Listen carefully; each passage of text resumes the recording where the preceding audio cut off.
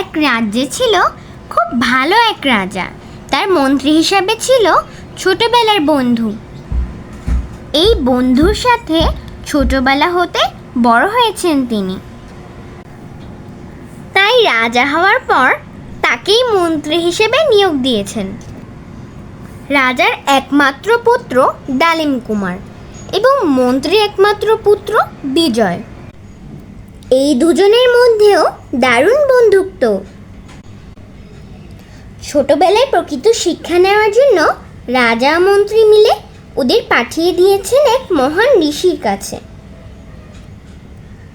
ঋষির কাছে গিয়ে মন দিয়ে শিক্ষা গ্রহণ করেছে দুই বন্ধু। ঋষি অস্ত্রবিদ্যা হতে শুরু করে সকল বিষয় শিক্ষা প্রদান করেন।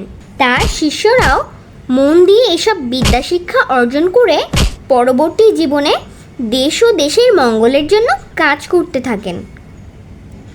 ডালিম কুমার ও বিজয় শিক্ষা গ্রহণ করতে থাকে। গুরুর কাছে সফল শিক্ষা লাভের পর রাজা ও মন্ত্রী মিলে সিদ্ধান্ত নিলেন এই দুই পুত্রকে দেশ ভ্রমণে পাঠাবেন, যাতে গুরুর কাছে নেওয়া শিক্ষা বাস্তব জীবনে এরা প্রয়োগ করতে সক্ষম হয়।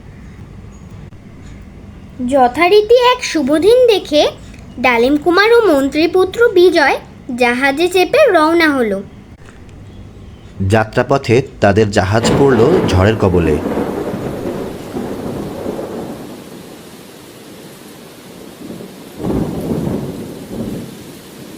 তারপর অনেক কষ্টে তারা পৌঁছালো এক জনমানব শূন্য দ্বীপে।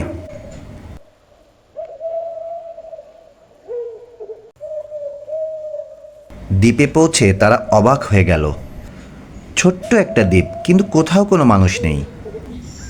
দুই বন্ধু পুরা দ্বীপ একবার ঘুরে আসলো, কিন্তু কোথাও কাউকে দেখতে পেল না। এমন সময় ডালিম কুমারের চোখে পড়ল সামনে এক টুকরা হাড় পড়ে রয়েছে।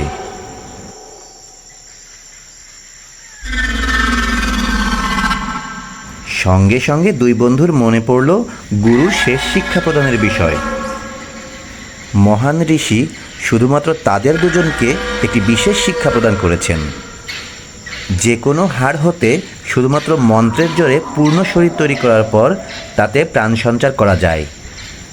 এখানে এই হাড়টি দেখার পর সেই বিদ্যার পরখ করতে চাইল।